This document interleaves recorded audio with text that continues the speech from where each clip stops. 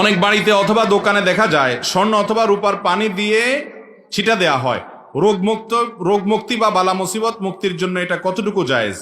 ভাই, স্বর্ণ বা রূপার পানি ছিটা দেওয়া দোকানে, বাড়িতে, বিভিন্ন জায়গায়, এটা আমাদের সমাজে অনেক ক্ষেত্রে আছে। এটা অত্যন্ত গর্হিত একটা কাজ।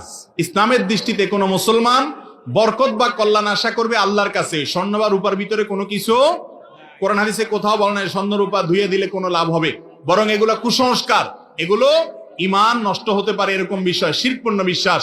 বিসমিল্লাহ বলে শুরু করবেন, আল্লাহর কাছে বরকত আশা করবেন, পাপের কাজ ছেড়ে দিবেন, আল্লাহ তাআলা বরকত দিবে। আপনি যদি গুনাহ করেন, আপনি যদি অন্যায় করেন আর এদিকে আল্লাহর কাছে বরকতের আশা করেন, তাহলে সে বরকত আপনার হবে না। আর স্বর্ণ বা রূপার পানি এগুলো দিয়ে যত ছিটেন, যত ধন, এগুলার বিশেষ কোনো কল্যাণ নাই। কোরআন হাদিসে কোথাও এরকম কোনো কিছু বলা হয় নাই।